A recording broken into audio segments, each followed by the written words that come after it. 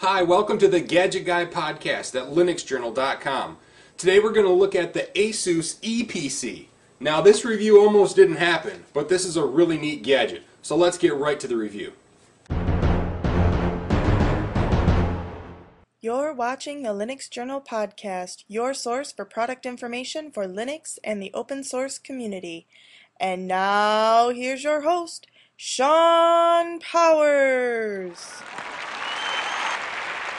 Today we're looking at the Asus EPC Ultra Portable Notebook Computer. And when I say ultra portable, I mean it. This thing could probably fit in your pocket. It has a 7-inch LCD screen and all the other amenities you'd expect from a laptop. It comes with an SD card reader, USB ports, VGA port, Ethernet, headphone, microphone. It has a built-in microphone. It has a webcam. It has 802.11g wireless Ethernet. It really has everything you'd expect in a notebook computer, but crammed really small. Now, part of this size thing also includes the hard drive. Now, it doesn't have a standard hard drive. It has a solid-state drive, which basically means it's flash-based. It only has 4 gigabytes of storage, but really, if all you're using the computer for is surfing the internet, doing things online, taking some notes, it does really give you plenty of room. Plus, there's that SD card slot I talked about, so you can add some space if you want to. Apart from being ultra portable, the thing that's really great about the EPC is its price tag. Now, normally, the smaller a laptop computer gets, the higher the price tag gets. But the EPC, for the top-end model you see right here, $400. Now, that's really reasonable.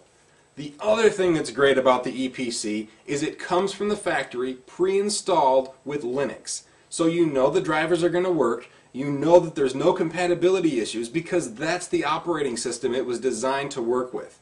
Now yes, you can install Windows XP, but there's no question if it's going to work with Linux because that's what it comes with. Now, I have to admit there are a couple things about the EPC that are annoying, but definitely nothing that's going to be a showstopper. After the excitement of opening the box, when I took the Asus EPC out of its container and started to play with it, I was a little bit disappointed with the Xandros operating system it came with.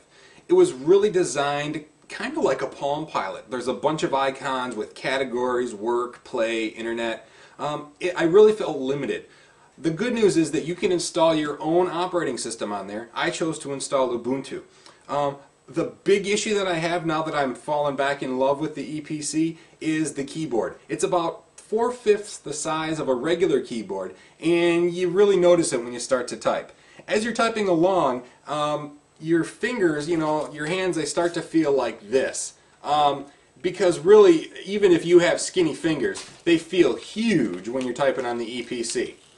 Interestingly enough, I used this computer for like a week straight, and then going back to a regular keyboard, it felt like I was typing on some giant's keyboard. So, I don't know. It takes getting used to. Once you get used to it, it's not bad. The shift key on the right's in a weird place, but, again, you can get used to that and it's not a big problem. Apart from that, my only other complaint, and I'm really searching for things to complain about, is that the EPC really can't be called a laptop computer. LinuxJournal.com takes no responsibility for burnt legs, burnt laps, burnt bits and pieces, lopsided leg syndrome, or any other symptoms that may be caused by the improper use of notebook computers on the lap. Because really, it doesn't fit. It may be a leg top, one leg, and that's about all you got. You can't possibly get this thing on two legs. It's just not big enough. And you get a lot of looks, and people say, well, why would you want a computer that small? Well, to be honest, it's really cool. I saw somebody else talking about power measurements. I think that it uses maybe 16 watts when it's being used. That's just not a whole lot. So if you can handle the 800 by 480 resolution, if you can handle the keys that are slightly smaller, the EPC is great. I'm going to use this as my main laptop from now on. So I hope you enjoyed the review, and next time we'll review something else. Bye. This episode of Linux Journal Podcast is brought to you by Tight Fingers. Do you have big fat fingers? If you're trying to get your fingers skinny enough to type on an EPC, just try the new Tight Fingers glove. They'll make your fingers down to EPC size in no time. Available in green, purple, and pretty much any other color they sell toe socks in.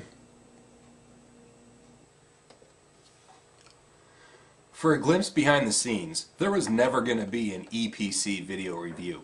When I originally asked if I could review the product, it turns out that one of the writers for Linux Journal magazine is already reviewing it for the print version. So I was kind of bummed. Then my wife decided that she was going to get me an EPC for Christmas. So the model I review today is actually my personal computer. Now, before I knew that she was getting me an EPC for Christmas, I had created a video that was not really a review, but kind of mocking the fact that I didn't get to review the EPC. So we decided to include that video in the comments section on linuxjournal.com. So if you want to watch the spoof of me reviewing the EPC, make sure to check it out. It was really fun to make.